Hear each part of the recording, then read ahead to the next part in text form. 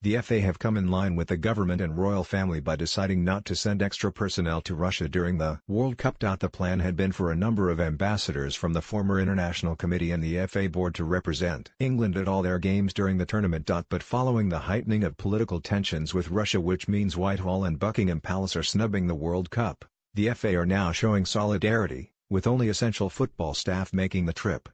FA Chairman Greg Clark told the FA Council this week that the only exceptions would be Chief Executive Martin Glenn, who will be there throughout England's stay, and Clark himself, who will travel in and out for the games. It will be up to England's sponsors to decide whether to send representatives, but it is understood there will be a minimal number going to the first two group games, with a few more planning to travel to the last group fixture against Belgium and Kaliningrad.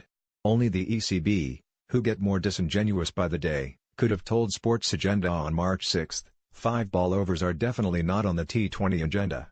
While that is technically true, it doesn't take a mathematical genius to work out that the new format announced on Thursday, 15 overs plus 1 10-ball over, amounts to the same thing. The ECB's robotic explanation on Thursday, "We are not looking at 5-ball overs. R.F.U.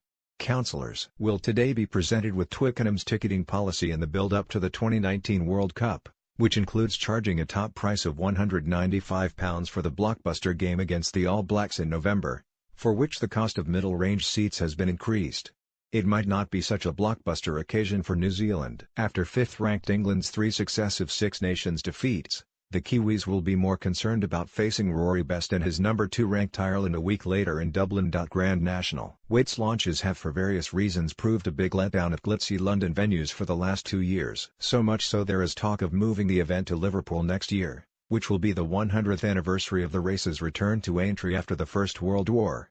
Amazon's edition of the UK rights for US Open tennis is another demonstration of the spending power that makes it only a matter of time before they start buying Premier League rights in earnest. The PL claim they were among the bidders in the February auction, though clearly not to any great extent as 2 packages remain unsold. The doubling of prize money for the FA Cup from the 2020 edition is being put down to extra income from the sale of overseas rights. There is also important funding from the Premier League, effectively £9 million, in return for the FA forfeiting a weekend scheduling for the 5th round and the loss of any subsequent replays. Cakewalk for Blazers. The FA have changed their council meeting setup so the Blazers now sit around tables rather than in rows. This has been very well received, probably because the croissants and cakes are put on the tables ready to be scoffed straight away rather than the ravenous councillors having to wait until the break. Also, FA Chairman Greg Clark and Chief Executive Martin Glenn are now prepared to answer questions on the hoof rather than have them submitted well in advance. Peter Barnes, the former West Ham secretary,